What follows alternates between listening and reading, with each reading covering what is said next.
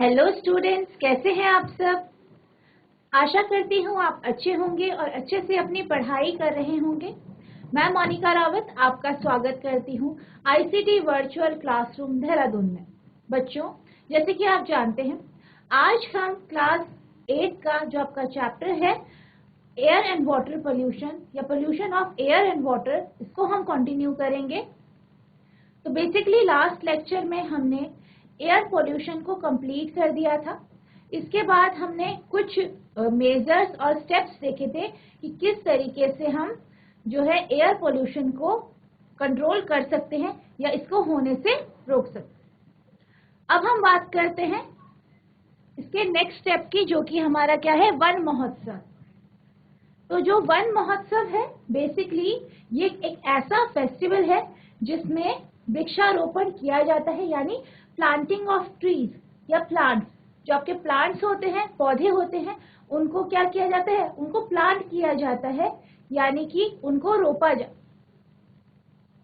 One महोत्सव is the pan India tree planting festival celebrated in July every year.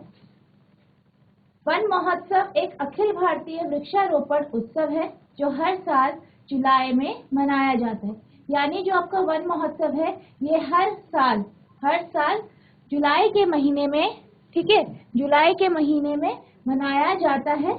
और first week यानी पहले हफ्ते, जुलाई के पहले हफ्ते में इसे मनाया जाता है। This initiative was nationally recognized in 1950 by Dr. K.M. Munshi, who was the Union Minister for Agriculture and Food during that period. इसे पहले 1950 में डॉक्टर के.एम. मुंशी के द्वारा राष्ट्रीय स्तर पर मान्यता मिली, जो उस अवधि के दौरान केंद्रीय कृषि और खाद्य मंत्री थे। यानी कि 1950 में इस वन महोत्सव को शुरू किया गया। और किसके द्वारा शुरू किया गया? Doctor KM. मुंशी के द्वारा, जो उस समय कौन थे? हमारे कृषि और खाद्य मंत्री थे, यानी union minister of agriculture and food. तो बेसिकली जो वन महोत्सव होता है, ये पहले हफ्ते, जुलाई के पहले हफ्ते यानी 1 से 7 जुलाई के बीच मनाया जाता है। और इस जो ये फेस्टिवल है, ठीक है, इसमें क्या किया जाता है? वृक्षारोपण किया जाता है, यानी पौधे लगाए जाते हैं। तो बेसिकली आप जानते हैं कि पौधों को लगाना क्यों जरूरी है? क्योंकि हम ये जानते हैं कि ये क्या करते हैं, फोटोसिंथेसिस की प्रोसेस से, यानी जो आपका क्या होता है, फोटोसिंथेसिस होता है, उसके जरिए ये क्या करते हैं, अपना खाना बनाते हैं, जिसमें ये कार्बन डाइऑक्साइड का यूज करते हैं, जिससे ये क्या कर सकते हैं, ग्लोबल वार्मिंग को कंट्रोल करने में मदद करते हैं।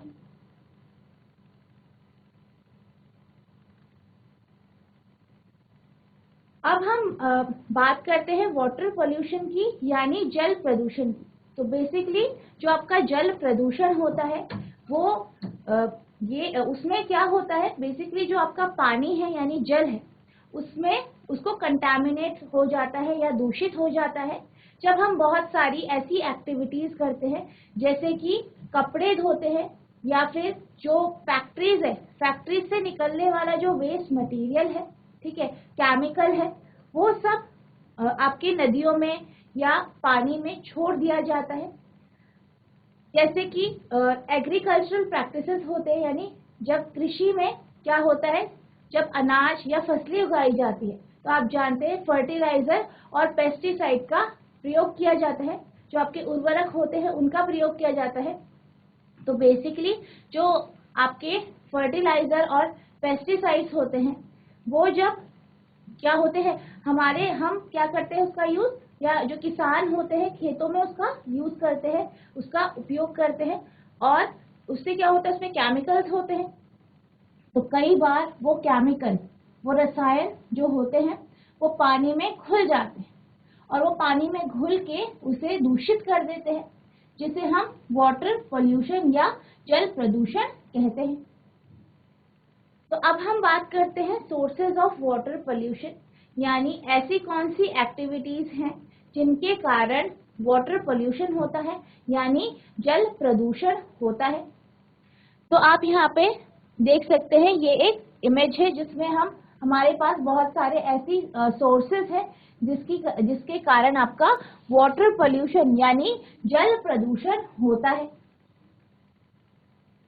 तो जैसे कि आपका जब हम क्या करते हैं, कंबशन करते हैं, दहन करते हैं, यानी जब हम जो भी कूड़ा करकट है, ठीक है, कूड़ा है, उसको जब हम जलाते हैं, ठीक है, उसे क्या करते हैं, जलाते हैं, उनका दहन करते हैं, उन्हें बर्न करते हैं, तो हम क्या जानते हैं, इससे क्या होता है, आपकी गैसेस निकलती है, हार्मफुल गैसेस, जैसे कि आपकी कार्बन मोनोऑक्साइड, सल्फर डाइऑक्साइड, इस तरीके की क्या होती है, गैसेस इससे उत्सर्जित होती है। तो जब ये गैसेस एटमॉस्फेयर में यानी वायुमंडल में घुल मिल जाती हैं, ठीक है, जैसे एयर पोल्यूशन कर लेती है, वायुमंडल में मिल जाती है, तो बाद में जब बादल बनते हैं, ठीक है, जब बादल बनते हैं तो ये क्या होते हैं, बादल में ये पानी के साथ मिक्स हो जाती है, यानी जो पानी होता है उसके साथ मिक्स हो जाती है, जिस कारण ये क्या करती है, आपके एसिड रेन जो होती है यानी अम्लीय वर्षा ये करती है। क्या करती है, अम्लीय वर्षा करती है, जिससे क्या होता है, जो भी ऑर्गेनिज्म या जो भी आपके एनिमल्स हैं उन पे इसका इफेक्ट पड़ता है जब क्या होता है, अम्लीय वर्षा होती है। ऐसे ही अगर हम वाटर बॉडीज की बात करें यानी जल स्रोतों की बात करें, तो हम ये जानते हैं कि बहुत सारे जल स्रोत ऐसे होते हैं जो वर्षा के ऊपर क्या करते हैं, निर्भर होते हैं, यानी अगर बारिश हुई तो पानी आपको मिलेगा, या फिर आपके जो वाटर बॉडीज है, ठीक है, चाहे वो कोई तालाब हो, वो बारिश के ऊपर भी डिपेंड करती है। तो जब ऐसी वर्षा, ठीक है, ऐसी वर्षा से तालाब बनते हैं तो वो पानी कैसा होता है, दूषित होता है, ठीक है। इसी तरीके से अगर हम फैक्ट्रीज की बात करें, ठीक है, किसकी बात करें, फैक्ट्रियों की बात करें, तो फैक्ट्रियों से क्या होता है, जब मैन्युफैक्चरिंग होती है यानी वहां जब चीजें बनती हैं तो कुछ वेस्ट मटेरियल भी निकलता है। क्या निकलता है, वेस्ट मटेरियल निकलता है, जो कि केमिकल यानी रसायन की फॉर्म में होता है या और किसी भी फॉर्म में, गार्बेज की फॉर्म में, कूड़े की फॉर्म में होता है। तो जब इस वेस्ट मटेरियल को पानी में डंप कर दिया जाता है, यानी पानी में या जल स्रोतों में डाल दिया जाता है, तो क्या होता है, ये जल को दूषित कर देती है, यानी वाटर कंटामिनेट कर देती है, यानी वाटर का क्या हो जाता है, कंटामिनेशन हो जाता है, यानी वो क्या हो जाती है, दूषित हो जाती है। इसी तरीके से अगर हम बात करें किसकी, एग्रीकल्चरल प्रैक्टिसेस की बात करें, ठीक है, जब एग्रीकल्चरल प्रैक्टिसेस यानी जो कृषि होती है, कृषि की जब कृषि होती है, एग्रीकल्चर होता है, तो उसमें भी क्या होते हैं, फर्टिलाइजर, पेस्टिसाइड का यूज होता है। तो ये जो फर्टिलाइजर, पेस्टिसाइड्स होते हैं, ये केमिकल्स होते हैं, और इससे भी क्या होता है, पानी दूषित होता है। तो ये बहुत सारे अलग अलग सोर्सेस हैं यानी स्रोत हैं, जिनके कारण जो आपका जल है यानी पानी है वो क्या होता है, प्रदूषित होता है, या फिर आप कह सकते हैं वाटर पोल्यूट होता है। तो जैसे कि मैंने आपको बताया, जब भी जो आपके कुछ वेस्ट मटेरियल्स होते हैं, चाहे वो आपका सीवेज का वेस्ट हो, ठीक है, यानी जो आपका सीवेज होता है, वाहित मल, उसका वेस्टेज हो, या कोई टॉक्सिक केमिकल है यानी कुछ हानिकारक रसायन है जो कि आपके फैक्ट्रीज वगैरह से निकलते हैं, जब ये पानी में मिक्स हो जाते हैं तो ये क्या करते हैं, पानी को पोल्यूट करते हैं, यानी उसे दूषित करते हैं, यानी जल को क्या कर देते हैं, दूषित कर देते हैं। तो जो ये सब्सटेंस होते हैं, जो ये पदार्थ होते हैं जो पानी को दूषित करते हैं, इनको हम क्या कहते हैं, वाटर पॉल्यूटेंट कहते हैं, जिसे यानी जल प्रदूषक कहते हैं। क्या कहते हैं, वाटर पॉल्यूटेंट यानी जल प्रदूषक कहते हैं। Whenever harmful substance such as sewage, toxic chemical, slit, etc. get mixed with water, the water become pollute. जब भी वाहित मल, विषैले रसायन, गाद आदि जैसे हानिकारक पदार्थ जल में मिल जाते हैं तो जल को क्या कर देते हैं, प्रदूषित कर देते हैं या जल प्रदूषित हो जाता है.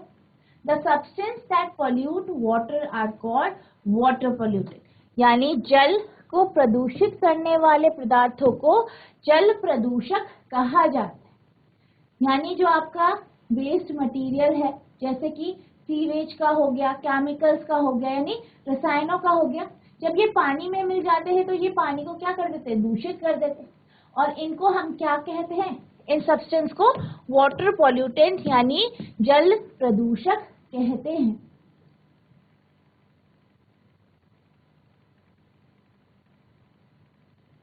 तो अब हम करते हैं केस स्टडी. तो बेसिकली जो आपकी केस स्टडी है वो है वाटर पॉल्यूशन की, और हम किसकी केस स्टडी कर रहे हैं, गंगा की. किसकी, गंगा. तो हम ये जानते हैं जो गंगा रिवर है, ठीक है, रिवर गंगा है, वो बहुत ही होली रिवर है और बहुत फेमस नदी है भारत की, यानी बहुत प्रसिद्ध नदी है. और वो नॉर्थ इंडिया के यानी उत्तर भारत के बहुत सारे राज्यों से गुजरती है. यानी कि जो आपकी गंगा नदी है वो एक तरीके से इस रीजन के लिए क्या है, लाइफ लाइन का काम करती है, क्योंकि इसी के पास बहुत ज्यादा जनसंख्या रहती. तो अगर हम रिवर गंगा की बात करें, ठीक है, तो अगर हम रिवर गंगा की बात करें तो जैसे कि ये बहुत सारे स्टेट से होके गुजर रही है, जैसे कि आप यहाँ पे देख सकते हैं, ये उत्तराखंड के, ठीक है, गौमुख से निकलती है और उत्तर प्रदेश, बिहार, वेस्ट बंगाल होते हुए आपकी बंगाल की खाड़ी में क्या हो जाती है, मिल जाती है. तो यानी ये इतने सारे जो आपके राज्य हैं उनसे होके गुजर रही है. तो जब ये इतने सारे राज्यों से होके गुजर रही है और इसके पास बहुत ज्यादा पॉपुलेशन क्या है, रहती है, यानी बहुत ज्यादा जो जनसंख्या है वो इसी के आसपास रहती है. तो जिस कारण क्या होता है, इसका बहुत ज्यादा यूज होता है. और जब हम रिवर गंगा की बात करें, यानी गंगा नदी की बात करें, तो जब हम ये जानते हैं कि इसके किनारे बहुत जनसंख्या रहती है और फैक्ट्रीज हैं, आपके जो इंडस्ट्रीज है वो इसके पास है, तो इसका ऑब्वियस सा मतलब है, तो कहीं ना कहीं ये इसको क्या कर रही है, दूषित कर रही है. तो ये एक बहुत इम्पोर्टेंट, या हम ये कह सकते हैं जो आपकी रिवर गंगा है, ये 10 दुनिया की 10 ऐसी नदियों में से है जो कि क्या हो रही है, बहुत ज्यादा दूषित हो रही है. तो इसके लिए जो वर्ल्ड वाइड जो आपकी WWF है, यानी जो आपके नेचर को जो इसको देख रही है, तो वो क्या कहती है कि उन्होंने क्या कहा है कि जो आपकी रिवर गंगा है वो 10 सबसे ज्यादा एंडेंजर्ड रिवर है, यानी ऐसी नदियां हैं जिनका अस्तित्व किसमें है, खतरे पे. यानी ये बहुत ज्यादा एंडेंजर्ड रिवर है क्योंकि ये बहुत ज्यादा पोल्यूट हो रही है, यानी दूषित हो रही है. तो बेसिकली हम ये जानते हैं कि हम इसके किनारे बहुत सारे शहर और टाउन्स बसे हैं. तो जितना भी जैसे कि लोग इसके आसपास बसे हैं, तो ऑब्वियस सी बात है कि इसके आसपास बहुत सारी इंडस्ट्रीज लगी हैं. तो जो इंडस्ट्रीज है, फैक्ट्री है, उनका जो वेस्ट मटेरियल है, ठीक है, उनका जो वेस्ट मटेरियल है या जो भी उधर उसके पास लोग रहते हैं, वहां से जो सीवेज होता है, यानी वाहित मल होता है, ये सब आपकी रिवर गंगा में ही क्या किया जाता है, डिकम्पोज किया जाता है, या फिर आप उसमें क्या करते हैं, उसी में ही डाला जाता है. इसी तरीके से जो डेड बॉडीज होती है, आप जानते हैं, उनको क्या किया जाता है, उनका जो अंतिम संस्कार किया जाता है वो रिवर गंगा में किया जाता है. तो इन सब कारणों से क्या हो रहा है, सब चीजें आपकी गंगा नदी में डाली जा रही है या फेंकी जा रही है, जिस कारण गंगा नदी क्या हो रही है, पोल्यूट हो रही है, यानी दूषित हो रही है. A study by the World Wide Fund for Nature (WWF) found that Ganga is one of the 10 endangered river in the world. हाल ही में प्रकृति के लिए विश्वव्यापी कोष, ठीक है, वर्ल्ड वाइड फंड जो है प्रकृति के लिए विश्वव्यापी कोष जो है, जिसे हम WWF कहते हैं, द्वारा किए गए अध्ययन में यह पाया गया कि गंगा संसार की 10 ऐसी नदियों में से एक है जिसका अस्तित्व खतरे में है, यानी जो एंडेंजर्ड की कैटेगरी में आ गई है, यानी जिनका अस्तित्व किसमें है, खतरे में है। तो बेसिकली खतरे में क्यों है? क्योंकि हम ये जानते हैं इसके आसपास बहुत ज्यादा पॉपुलेशन, ठीक है, जनसंख्या क्या है, रिसाइड करती है या रहती है। तो जब इतनी सारी जनसंख्या इसके आसपास रहती है तो ऑब्वियस सी बात है जो आपका वेस्ट मटेरियल है वो सब इसी में डाला जाता है। यानी we have reach this stage because the town and city through which river flows through large quantity of garbage, untreated sewage, dead bodies and many other harmful things directly into the river। यानी इतने प्रदूषक स्तर पर पहुंचने का कारण है कि जिन शहरों के पास से ये गुजरती है, यानी जिन शहर जो टाउन है जिनके पास से ये गुजरती है, वहां से जितना भी आपका क्या है, आपका कूड़ा करकट है यानी गार्बेज है, ठीक है, आपका अनट्रीटेड सीवेज है यानी अनुपचारित वाहित मल और मृतक जीव, इन सभी जो आपके हानिकारक पदार्थ हैं, इन सबको रिवर गंगा यानी गंगा नदी पे क्या किया जाता है, फेंक दिया जाता है, यानी डिस्पोज कर दिया जाता है, जिस कारण हमारी जो गंगा नदी है वो क्या हो रही है, दूषित हो रही है।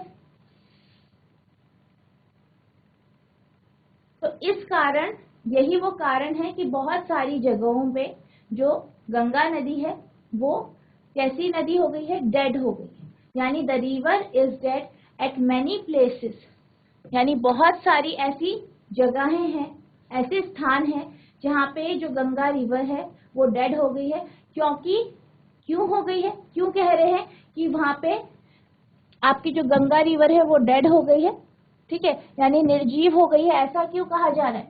ऐसा इसलिए कहा जा रहा है कि इन जगहों में जो प्रदूषण का स्तर है यानी पॉल्यूशन का जो लेवल है वो बहुत ही ज्यादा है, जिस कारण जो गंगा की एक्वेटिक लाइफ है, ठीक है, यानी जो यहाँ के जो इसके जल के जीव जंतु हैं, ठीक है, जो जल के जीव जंतु है वो जी नहीं पा रहे हैं, यानी उनकी लाइफ को सरवाइव नहीं कर पा रहे, वो जीवित नहीं रह पा रहे हैं ऐसी जगहों में, जिस कारण गंगा को बहुत सारी जगहों में निर्जीव या डेड कह दिया गया।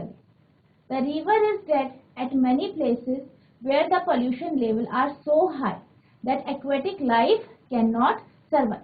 वास्तव में कई स्थानों पर प्रदूषण स्तर इतना अधिक है कि इसके जल में जल जीव जीवित नहीं रह पाते, यहाँ पर नदी निर्जीव हो जाती है। यानी ये ऐसे स्थान है जहाँ पे पोल्यूशन, वाटर पोल्यूशन या गंगा में जो पोल्यूशन हो रहा है उसे जो दूषित किया जा रहा है वो बहुत ही ज्यादा क्वांटिटी में किया जा रहा है, जिस कारण इन स्थानों में जो गंगा है उसको डेड या निर्जीव हो गई है या निर्जीव माना जा रहा है।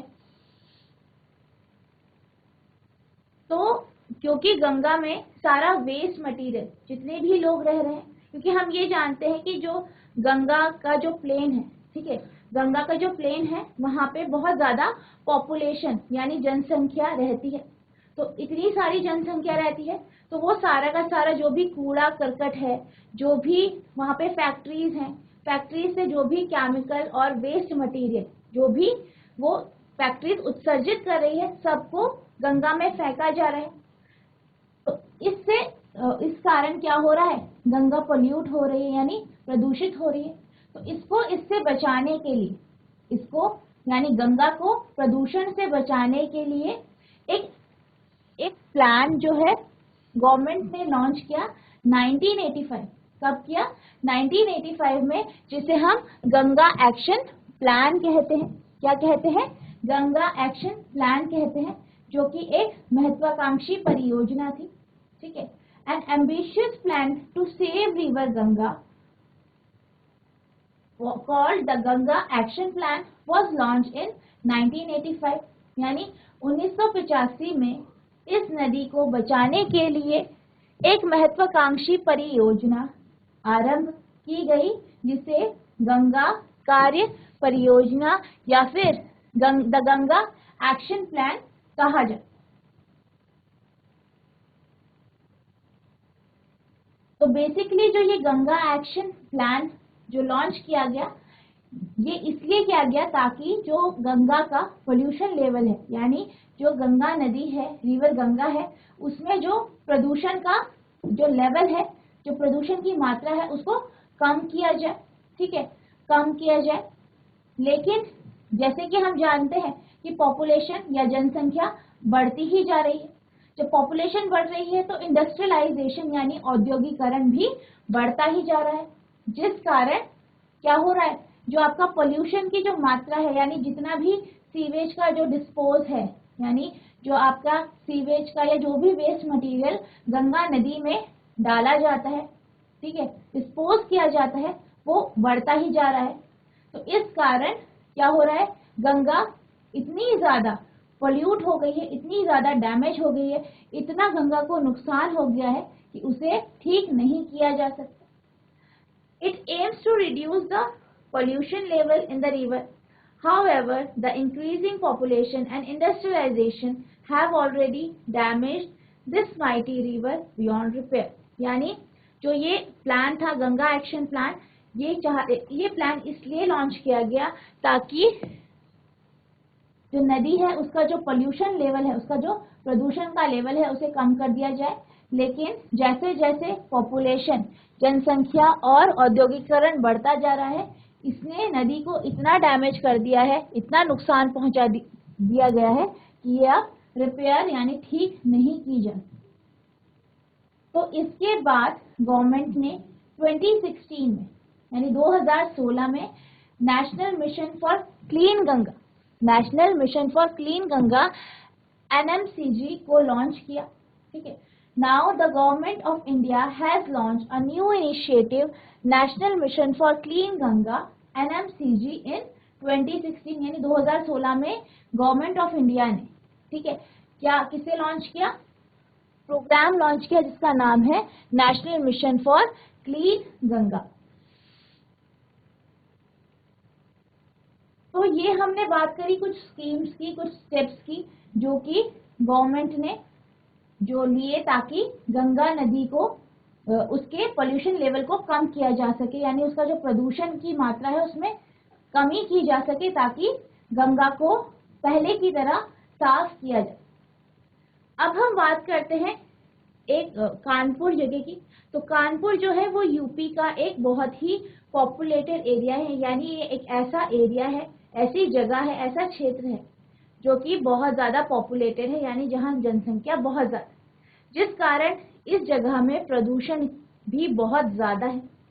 तो आप ये देख सकते हैं कि लोग नहाते हैं, कपड़े धोते हैं, मतलब इस एरिया पे जो नदी है, ठीक है, जो नदी है कानपुर में, ठीक है, जो गंगा नदी है कानपुर में, उस नदी पे लोग क्या करते हैं, कपड़े धोते हैं, ठीक है, नहाते हैं और खुले में शौच भी करते, ठीक है, मलमूत्र जो है, जो डेफिकेशन है वो भी वो वहीं करते हैं।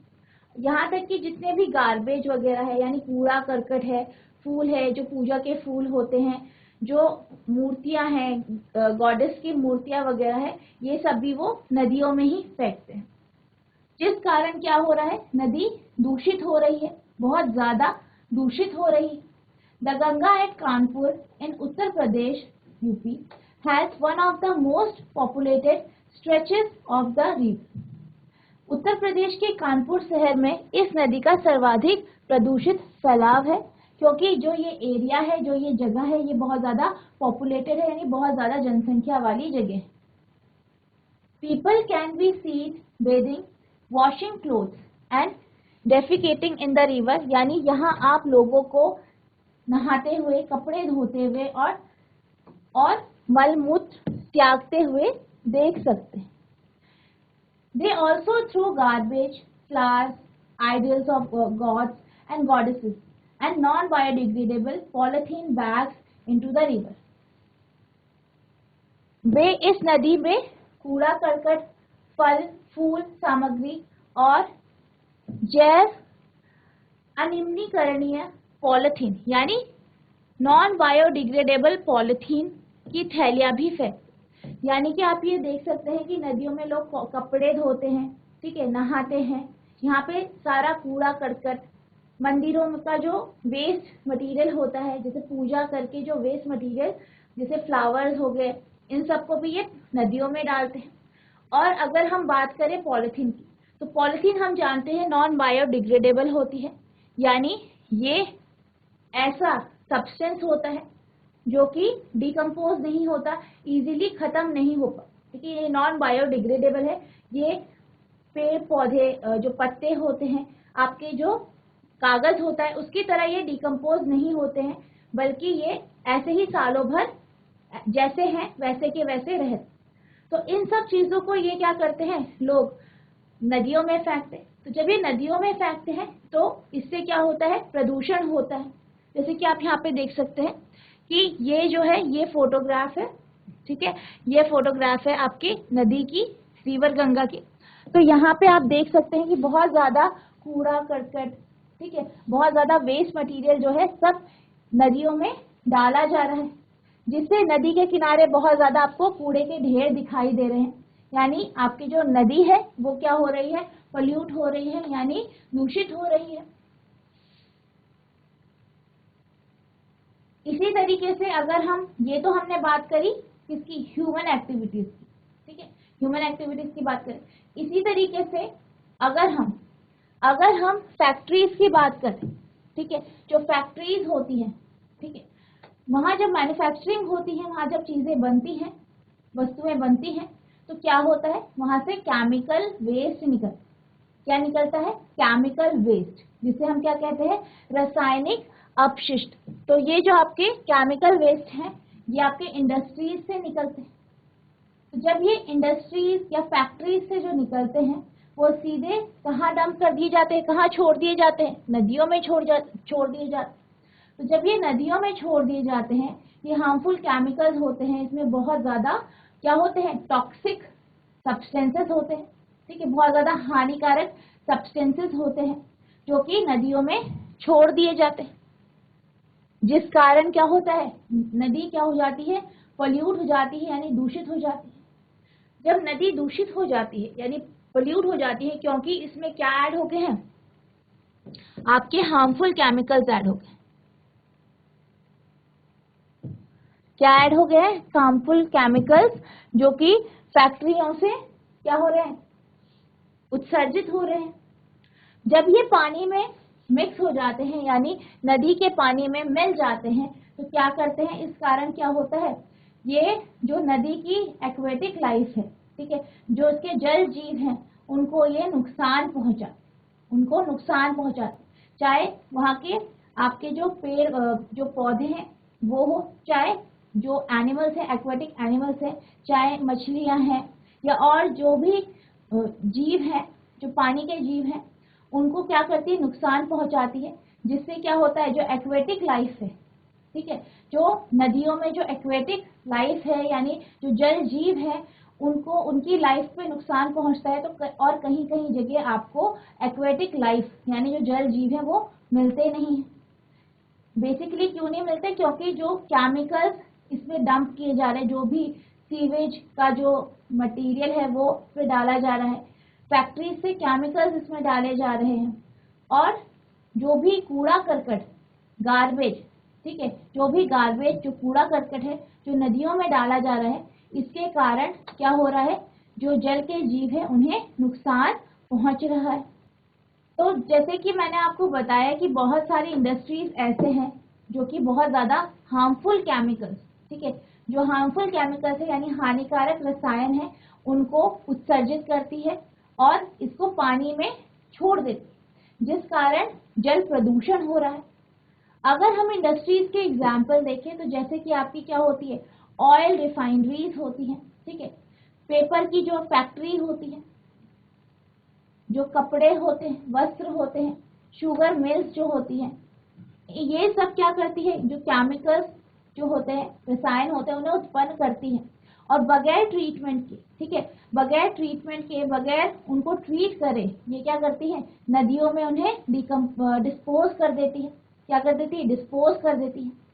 और जो ये केमिकल्स होते हैं, इनमें बहुत सारे हार्मफुल सब्सटेंसेस होते हैं, जैसे आर्सेनिक होता है, लेड होता है, फ्लोराइड होता है, जिससे क्या होता है, पानी टॉक्सिक हो जाता है, हानिकारक हो जाता है, और ये जीव जंतु जो कि पानी के जीव जंतु हैं, उन्हें नुकसान पहुंचाता है। Many industries discharge harmful chemicals into river stream causing the pollution of water. बहुत सी औद्योगिक इकाइयां हानिकारक रसायनों को नदियों, नालों में प्रवाहित करती हैं, जिसके कारण जल प्रदूषण होता है।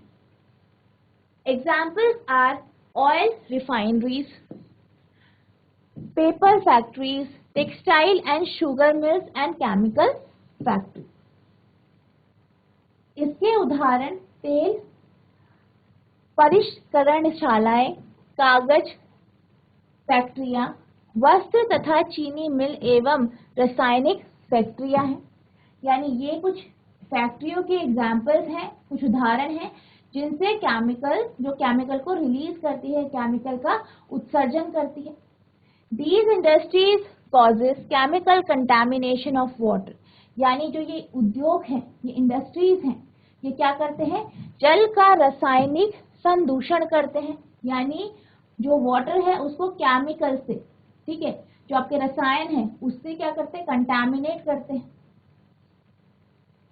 The chemicals released include arsenic, lead, fluoride, which lead to toxicity of plant and animal. यानी जो आपकी ये फैक्ट्रीज है, ये क्या करती है, ये रसायन में आर्सेनिक, लेड और फ्लोराइड को उत्सर्जित करती है, जिससे पौधे और तथा पशुओं में अविषता उत्पन्न हो जाती है, यानी टॉक्सिटी हो जाती है, जिस कारण क्या होते हैं, जो ये आपके पेड़ पौधे और जो आपके पशु हैं, यानी जो जल जीव है, उनको नुकसान पहुंचता है।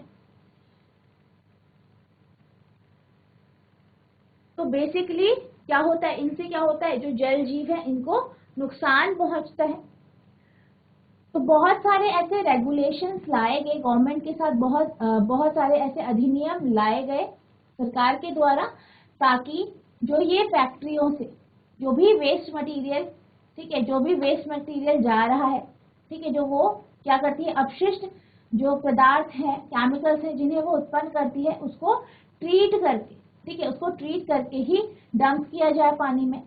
लेकिन इन सारे रूल्स को फॉलो नहीं किया जाता, जिसके कारण जो ये आपका जल प्रदूषण है, ये क्या करता है, पानी को बहुत ज्यादा इफेक्ट करता है। यानी जो पानी है, जल है, उसको बहुत ज्यादा क्या करता है, नुकसान पहुंचता है या नुकसान पहुंचाता है, जिससे क्या होता है, आपके पानी की जो एसिडिटी है, यानी अम्लता जो है, ठीक है, जो उसकी अम्लीयता है वो बढ़ जाती है, जिस कारण उस पानी में पौधे और जीव उत्पन्न नहीं हो पाते, नहीं रह पाते, और जिसके कारण क्या होता है, आपका जो एक्वेटिक लाइफ है, उस नदी की, उस पानी की एक्वेटिक लाइफ वो खत्म हो जाती है। There are regulations to prevent this. Industries are supposed to treat the waste produced before discharging it into river, but quite often these rules are not followed. इसे रोकने के लिए सरकार ने अधिनियम बनाए हैं। इनके अनुसार उद्योगों को अपने यहाँ उत्पन्न अपशिष्टों को जल में प्रवाहित करने से पूर्व उपचारित करना चाहिए। यानी जब वेस्ट मटेरियल जो है उसको जब नदी में डाला जाता है, डंप किया जाता है, उससे पहले उन्हें ट्रीट करना चाहिए, यानी उसको उपचारित करना चाहिए। परंतु प्रायः इस नियमों का पालन नहीं किया जाता। लेकिन नॉर्मली क्या होता है, मोस्टली इन सब नियमों का पालन नहीं किया जाता, जिस कारण जो वेस्ट मटेरियल है फैक्ट्रीज का, उसको पानी में या नदियों में डाल दिया जाता है। इससे क्या होता है, the soil is also affected by impure water causing changes in acidity growth of worm etcetera. तो इससे क्या होता है, बेसिकली क्या होता है, एक्वेटिक लाइफ जो है उसको तो नुकसान पहुंचता ही है, लेकिन जब इस पानी का यूज, ठीक है, इस पानी का यूज कहाँ किया जाता है, खेतों में किया जाता है, तो जो पानी, ये पानी होता है वो कैसा हो जाता है, एसिडिटी उसकी बढ़ जाती है, यानी अम्लीयता बढ़ जाती है। तो जब उसकी अम्लीयता बढ़ जाती है, यानी कैसा हो गया, वो दूषित हो गया पानी, उसे जब मिट्टी में डाला जाता है तो उसके कारण क्या होता है, उसकी एसिडिटी बढ़ गई, जिससे वो जो हमारा जमीन है, ठीक है, जो फील्ड्स है, खेत है, उसकी भी वो एसिडिटी बढ़ा देते हैं, जिस कारण जो वर्म्स होते हैं, ठीक है, जो क्या होते हैं, वर्म्स होते हैं और पेड़ पौधे होते हैं, उनके उत्पन्न होने में, उनके ग्रोथ होने में, ठीक है, उनके बड़े होने में, उनकी वृद्धि होने में क्या होती है, प्रॉब्लम होती है। यानी जो आपका वाटर पॉल्यूशन है, ठीक है, जो आपका क्या है, वाटर पॉल्यूशन है, यानी जल प्रदूषण है, वो सिर्फ पानी जो नदियां हैं उनको ही इफेक्ट नहीं कर रहा है, बल्कि वो जिन जिन जैसे खेतों में हम एग्रीकल्चर प्रैक्टिसेस में हम इस पानी का यूज करते हैं, इस पानी का क्या करते हैं, प्रयोग करते हैं, जिस कारण क्या हो रहा है कि जो खेत है उनकी जो उनकी क्या है, उर्वरकता है, ठीक है, वो भी कम हो रही है। क्यों कम हो रही है, क्योंकि उसके कारण पौधे उत्पन्न नहीं हो पाएंगे ढंग से, और जो वर्म्स है, जो हमारे क्या है, वर्म्स है, वो भी उसमें उत्पन्न नहीं हो पाएंगे, यानी जो कृमियां होती है वो भी इसमें उत्पन्न नहीं हो पाएंगी, जो कि हेल्प करती है किसमें, प्लांट की ग्रोथ में, जैसे कि आपके केचुए हो गए और बहुत सारे ऐसे कृमियां होती हैं जो कि हेल्प करती है, वर्म्स होते हैं जो हेल्प करती हैं, जो आप हमारे खेत होते हैं उनका जो उर्वरकता है उसे मेंटेन करने में। The soil is also affected by impure water causing changes in acidity growth of worm etc. अशुद्ध जल से मृदा भी प्रभावित होती है, जिसके कारण उसकी अम्लीयता तथा कृमियों की वृद्धि में भी परिवर्तन हो जाता है। तो बच्चों, मैं आशा करती हूँ जो मैंने आज आपको वाटर पोल्यूशन यानी जल प्रदूषण का जो कॉन्सेप्ट समझाया है आपको समझ में आ गया होगा। और हमने जो अभी केस स्टडी की, गंगा की केस स्टडी की, हमने ये देखा कि गंगा किस तरीके से अलग अलग स्टेट से गुजरती है, और हम ये जानते हैं कि जो गंगा नदी है उसके जो किनारे यानी उसके जो बैंक्स है, ठीक है, जो उसके बैंक में जो उसके किनारे हैं वहाँ पे बहुत ज़्यादा पॉपुलेशन, बहुत ज़्यादा जनसंख्या रहती है।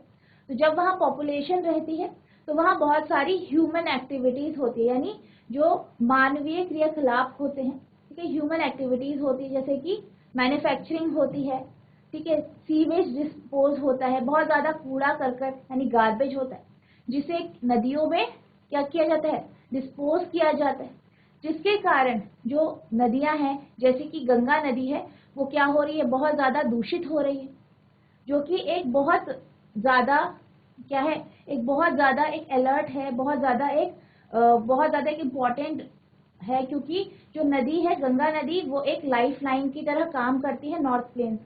तो ये बहुत ज़्यादा ज़रूरी है कि उसका जो पोल्यूशन लेवल है उसे कंट्रोल किया जाए। तो उसके लिए हमने गवर्नमेंट की स्कीम्स पढ़ी कि कौन कौन सी उन्होंने स्कीम्स लॉन्च की। फिर इसके बाद हमने ये देखा कि किस तरीके से जो गार्बेज है, ठीक है, जो ह्यूमन एक्टिविटीज़ के कारण गार्बेज, सीवेज का या जो भी वेस्ट मटेरियल नदियों में डाले जा रहे हैं उसके कारण किस तरीके से नदी दूषित हो रही है। फिर हमने ये देखा कि किस तरीके से जो फैक्ट्रीज होती हैं, ठीक है, जो फैक्ट्री होती हैं उनसे जो केमिकल निकल रहा है, उत्सर्जित हो रहा है, वो किस तरीके से नदियों को इफेक्ट करता है। हमने ये देखा और किस तरीके से नदी को प्रदूषित करता है, और उससे किस तरीके से जो मिट्टी होती है, यानी जब हम उन नदी के पानी का यूज करते हैं खेती में, तो खेती में जब उसका प्रयोग करते हैं तो किस तरीके से वो जो हमारी सॉइल है, मिट्टी है, उसकी जो उर्वरकता है उसको कम करती है। तो मुझे आशा है कि जो मैंने आपको ये कॉन्सेप्ट समझाए और जो मैंने इनके बारे में आपको बताया आपको समझ में आ गया होगा। तो बच्चों आज के लिए बस इतना ही, मिलते हैं आप नेक्स्ट लेक्चर में, तब तक के लिए thank you and have a nice day.